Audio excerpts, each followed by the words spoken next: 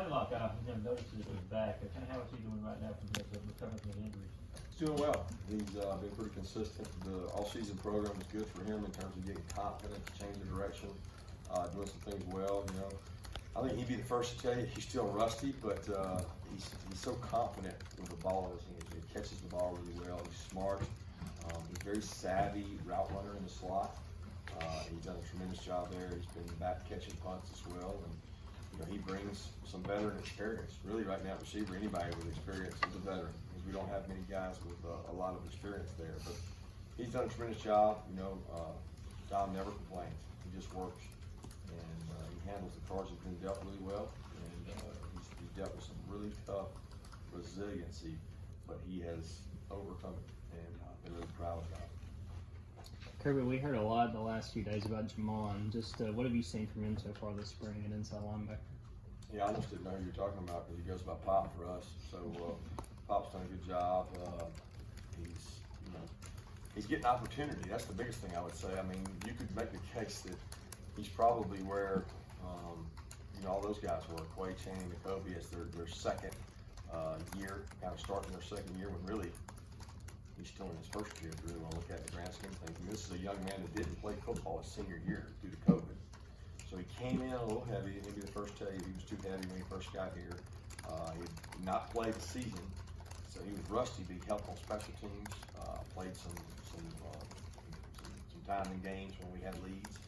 But he's trying to take on a leadership role. There's a real big void, you know, and this common theme you'll hear, there's a void there because of all the guys that left, and also the guys injured. You know, I got a lot of respect for Tresman trying to push through a tough knee injury. He's been out there.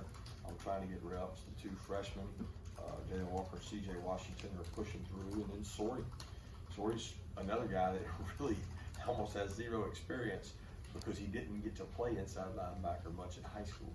So all of those guys collectively, they have talent, they don't have experience, and the only way to get experience is time. Hey, Kirby, what was the nature of your discussions with Stetson after the championship game in terms of leading him to come back? You know, I'm sure he had some questions that you all wanted to hash out. No, we didn't have. We had a couple conversations just in passing, and he reached out a couple times and said he really wanted to come back and wanted to continue to get better. And there wasn't a lot there. There weren't a lot of questions, I think. It was more, he feels like that he's grown as a quarterback. He knows that we showed a lot of confidence in Stetson, if you didn't notice. And he answered that with the way he played. I think he'd be the first to tell you he can still grow and get better.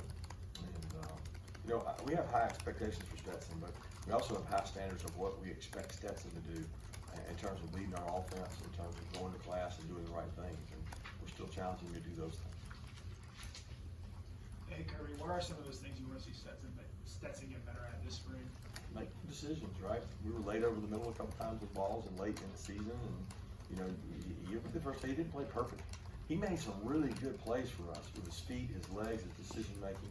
But you just want to take out the, you know, some of the bonehead throws, some of the bonehead mistakes that he's made from time to time. And you know, hey, it's easy for him to say he hadn't had an opportunity to correct those mistakes because the guy was taking threes at this time last year.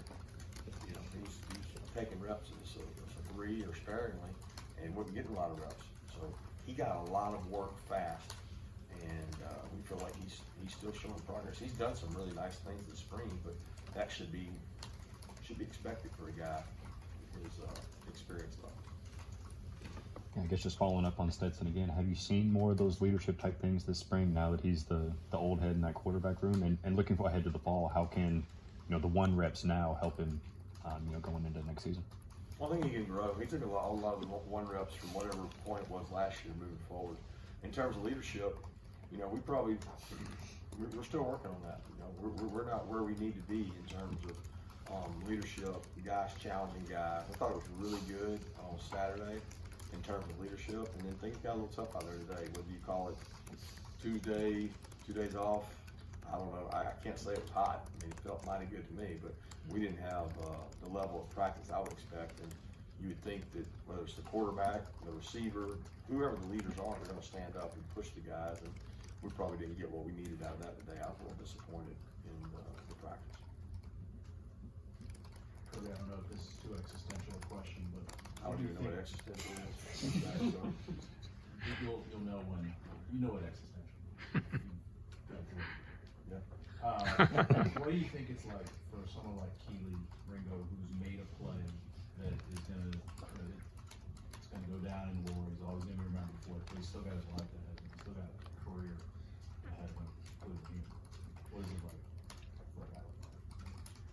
Well, it's hard for me to answer that because I first of all, I don't think that play won the game. I know people may beg to differ, but I would argue that the offensive drive prior to that did a lot to help that. I would argue that a lot of the plays made in the red area did that. I never look at a game and say one play did it because it's not really that way. There's so many plays that were made in that game that you could point that to. And what he can't do is let that play distract or deter his development. Because he'll be the first to tell you, he made an outstanding play, a play that'll live in lore and do great. But he also had some plays in that game that weren't so good.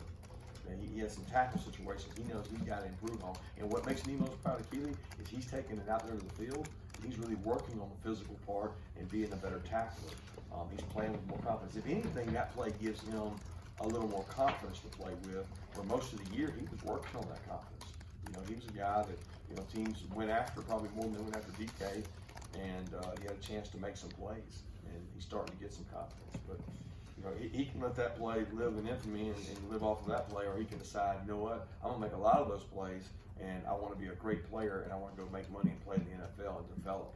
And I think that's the route he's taking. I know this. He's going to get a lot of encouragement from me to make sure that he does that. And the one thing I'll say is, so far, he's done that. Like, I push Keely because I know that he can be a really good player, and he hasn't run away from that coaching or turn his nose up or not handle it the right way. If anything, he's trying to take on a leadership role. Given how thin you are at the cornerback position, what kind of opportunity do guys like Marty Lassiter, Natalie Green, and Galen ever have, just because there are going to be so many reps available to them this spring? They got a lot of opportunity. I mean, they're taking every single rep of the ones and twos. So those guys are out there. That's, receiver and DB, we have never in 7 years been this thin, ever been this thin. And you can point a finger and blame it anywhere you want, but it's the life of college football coach now. You don't have depth. You don't have it anywhere. It's easy to leave and go places. Those guys are a little more, maybe higher maintenance in terms of thinking of themselves, and they expect to play right away, and they're quicker to go. So it's certainly a position of concern for us in terms of recruiting and development at the skill position. Coach, with Devontae and Jordan moving on, what kind of things is it that Jalen Carter kind of doing to maybe try to assert himself maybe a little bit more from a leader for the defensive line? Well, Jalen's a good football player. I think that he's taking a role in Trey's room of trying to set an example for others, and that's Devontae and Jordan did as fine a job, and really Trevon in that same category along with Julian. They set a standard of work ethic, and you won't, whether it's Jalen, Zion, whoever's going to control that. But Jalen's certainly talented, and you have to push. You have to be willing to push yourself and give great effort in practice, because really that's what set Devontae Wyatt apart. He played himself into a really good player. He was not that player when he got here.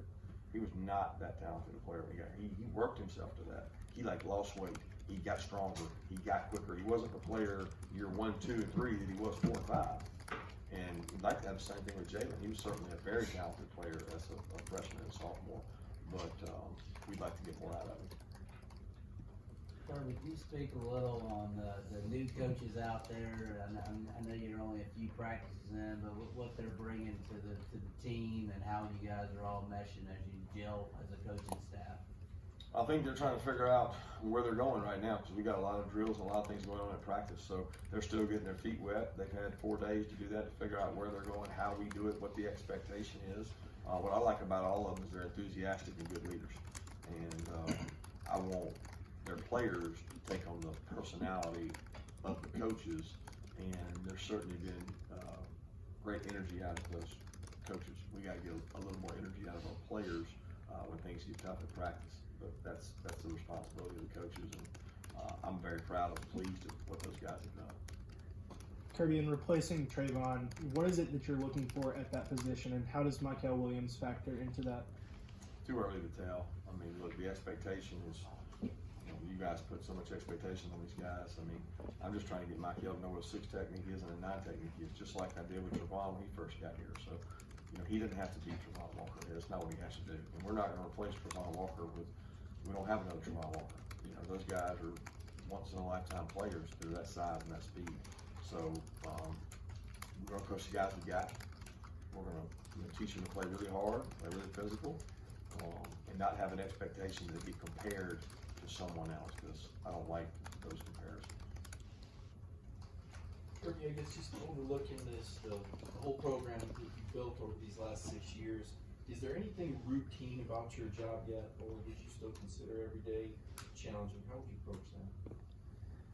I don't know. I look at every day as independent of the other. I feel like a broken record, because I don't think the only thing that changes is your team, right?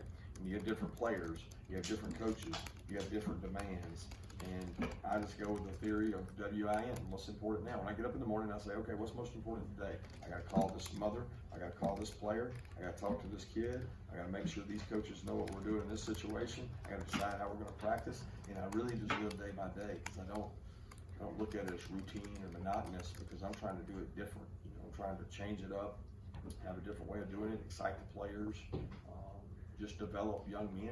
And I don't think that's routine. I don't think you get into a routine. I think when you get into a routine, sometimes you get complacent, and complacency will be the killer of us all. Kirby, you talk about those new coaches. I want to ask about Fran Brown. Just what kind of stood out about him going through the interview process, and what have you seen so far? I think he's very charismatic, and you got to really spend time with Fran to get to know Fran.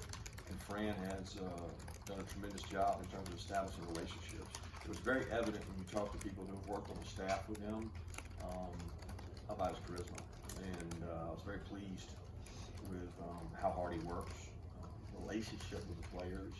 He's relentless on the road recruiting. I mean, the guy communicates so well and pushes so hard.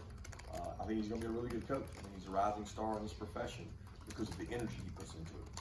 He's very coachable. He does what you ask, and if he doesn't know what to do, he asks. And that's important. It's just as important to ask when you don't know as it is to know. And he's been really good thus far in that area. Take 2 more questions. Lauren, you got one? Kirby, we were talking about pizza while we were waiting. I'm hungry. You got a top for you in pizza? Like styles or Or like? in apples? Man, if I do that, I'll throw some up there. I gave you 3. My kids could do that. I got Andrew's out there somewhere. He can tell you flat out. I usually get the subs. I get a meatball sub when it's a pizza place. So I'll eat the leftover pizza the kids don't eat. You can tell. So see you.